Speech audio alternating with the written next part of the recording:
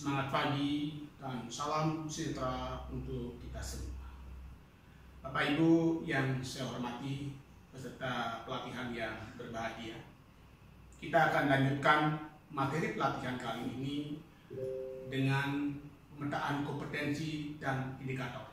Bersama saya, Iwayan Arya Adnyana, Widya Suara, Balai Kabupaten Pasar. Adapun kompetensi pelatihan untuk kali ini adalah menganalisis keterkaitan antara kompetensi dasar, indikator, dan model pembelajaran.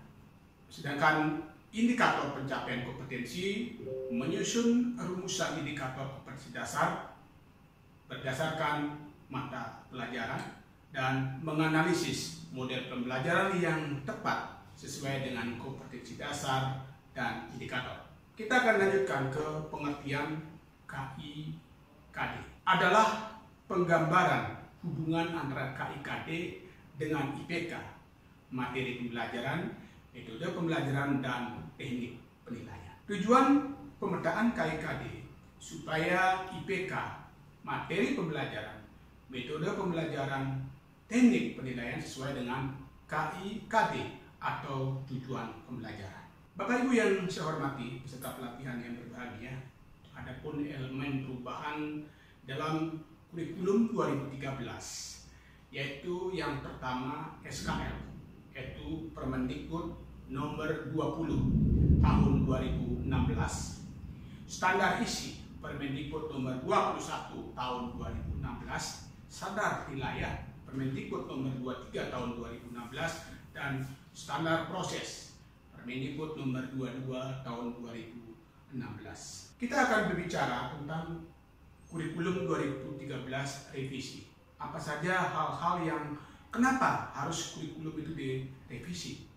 Nah, dalam hal ini kita dalam kurikulum ke 2013 ini adalah pendekatan saintifik yang dikuatkan oleh 4 komponen.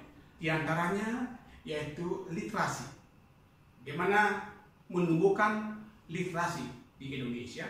Yang kedua yaitu PPK, karakter, kecakapan berpikir abad 21, dan HOTS. Kecakapan abad 21 ini, yang dimaksudkan kecakapan abad 21 adalah berpikir kritis, kreatif, dan inovasi. Selanjutnya kolaborasi, dan terakhir yaitu komunikasi.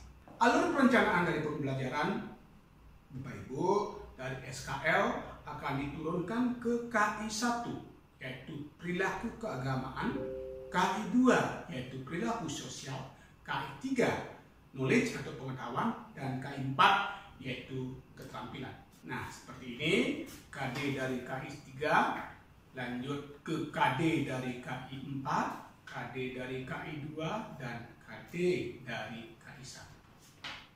Baiklah Bapak Ibu yang saya hormati, di dalam penyusunan program pembelajaran, sebagai seorang guru harus memahami SKL, harus mengetahui KI, mengetahui kompetensi dasar atau KD, memahami peta sebaran KD dan waktu tetap muka mata pelajaran, memahami silabus, mampu menjabarkan KD ke dalam indikator, memahami standar proses, menyusun rencana pembelajaran, memahami standar penilaian, menentukan jenis penilaian yang digunakan, menyusun pengayaan, dan menyusun bahan remedial. Sedangkan di dalam proses pembelajaran, Bapak Ibu, ada 4 komponen penting atau 4 elemen yang Bapak Ibu harus kuasai, yaitu pendekatan. Karena dalam kurikulum 2013, pendekatan yang kita gunakan adalah pendekatan saintifik atau keilmuan. Dan strategi yang kedua, yang ketiga adalah metode. Bapak Ibu jelas, Bapak Ibu sudah mengetahui jenis-jenis metode apa saja yang Bapak Ibu sudah kuasai di dalam menerjemahkan ke dalam proses pembelajaran. Yang terakhir adalah model-model pembelajaran. Tentu dalam kurikulum 2013 ada model-model yang direkom oleh pemerintah. Di antaranya 1. Discovery, problem based learning, dan project based learning. Pembelajaran efektif, ya seperti komponen yang saya sampaikan tadi, model adalah merupakan pembungkus daripada ketiga elemen-elemen itu, yang antaranya pendekatan, strategi, dan metode itu sendiri. KIKD kadang-kadang berubah. KIKD sesuai dengan Permendikbud nomor 24 tahun 2016.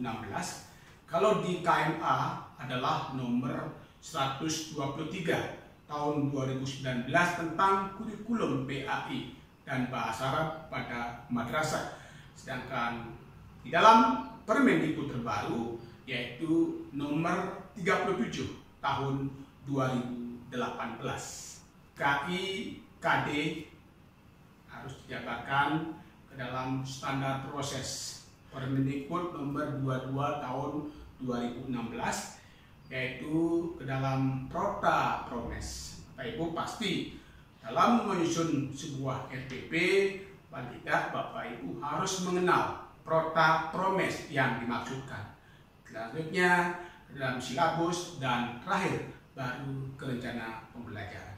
Bapak Ibu yang saya hormati, kita akan lanjutkan sekarang ke indikator pencapaian kompetensi.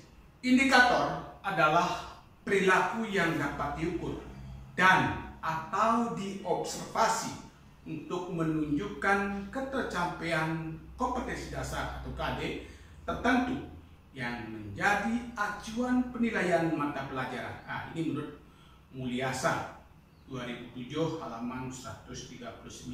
Sedangkan fungsi indikator antara lain sebagai pedoman dalam mengembangkan materi pembelajaran atau bahan ajar, mendesain kegiatan pembelajaran, dan merancang dan melaksanakan penilaian hasil belajar. Ketentuan di dalam perumusan indikator. 1. Indikator dirumuskan dari KD. 2. Menggunakan kata kerja operasional atau KKO yang dapat diukur. Yang ketiga, dirumuskan dalam kalimat yang simpel, jelas, dan mudah dipahami. 4. Tidak menggunakan kata yang bermakna ganda. 5. Hanya mengandung satu tindakan.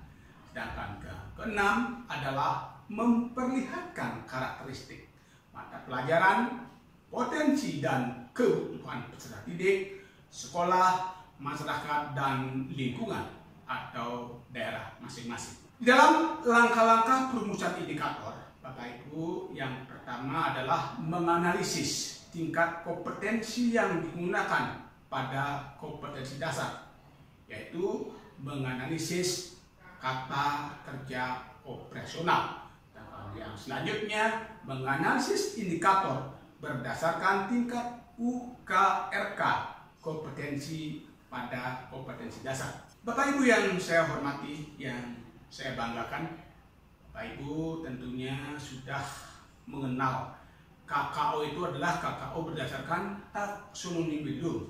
Yang pertama adalah ranah proses berpikir, cognitive domain. Yang kedua ranah nilai atau sikap, yaitu affective domain. Dan yang ketiga ranah keterampilan atau psikomotor domain. Bapak Ibu, kita mengenal ranah kognitif dari C1 sampai dengan C6, yaitu dari taksonomi Bloom revisi. Untuk contoh kata kerja ranah kognitif dari C1 sampai C6, dari mengingat, memahami, ya, menerapkan, menganalisis, mengevaluasi, dan mengkritik, inilah beberapa kalimat.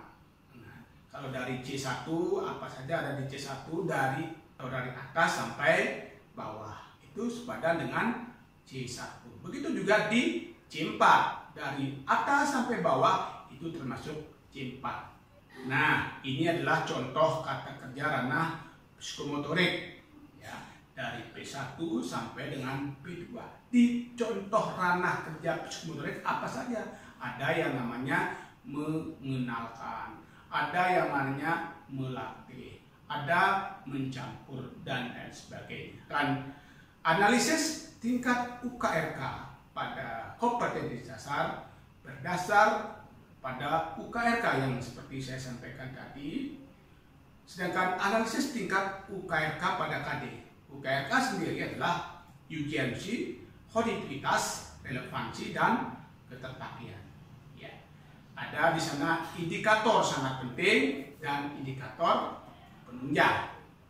UKRK dapat dijadikan kriteria dalam memilih dan memilah ketepatan indikator penting atau indikator penunjang.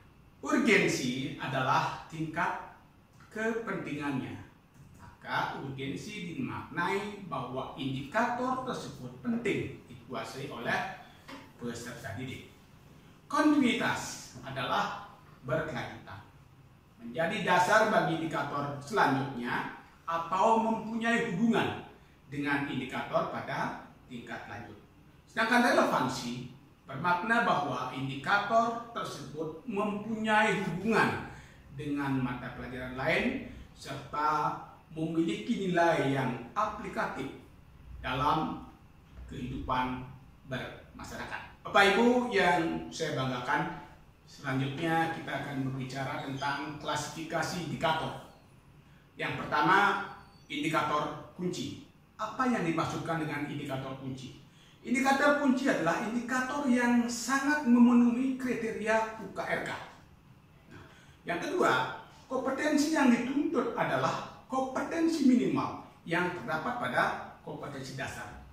Memiliki sasaran untuk mengukur ketercapaian standar minimal dari kompetensi dasar dan dinyatakan secara tertulis dalam mengembangkan RPP dan harus teraktualisasi dalam pelaksanaan proses pembelajaran, sehingga kompetensi minimal yang harus dikuasai siswa tercapai berdasarkan tuntutan KD mata pelajaran itu sendiri.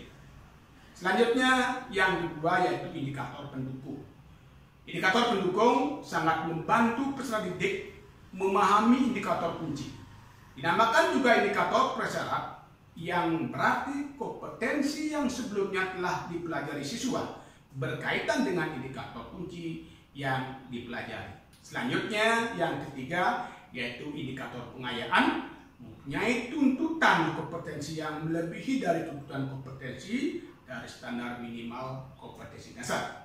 Tidak selalu harus ada dan dirumuskan oleh pendidik apabila potensi peserta didik memiliki kompetensi yang lebih tinggi dari dan perlu peningkatan yang baik dari standar minimal kompetensi dasar. Bapak Ibu yang saya hormati, dalam melakukan penilaian adalah indikator yang harus diujikan kepada siswa adalah indikator kunci.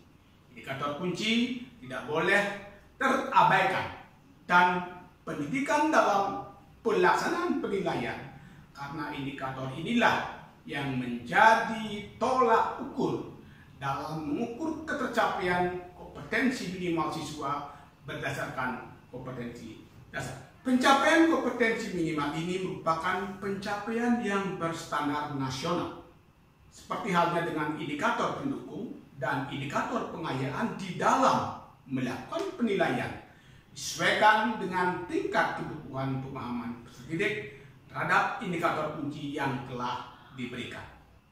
Baik Bapak Ibu yang saya hormati, demikian yang dapat saya sampaikan untuk kesempatan kali ini.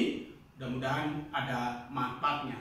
Om Santi Santi Santi Om. Selamat pagi dan salam sejahtera untuk kita semua.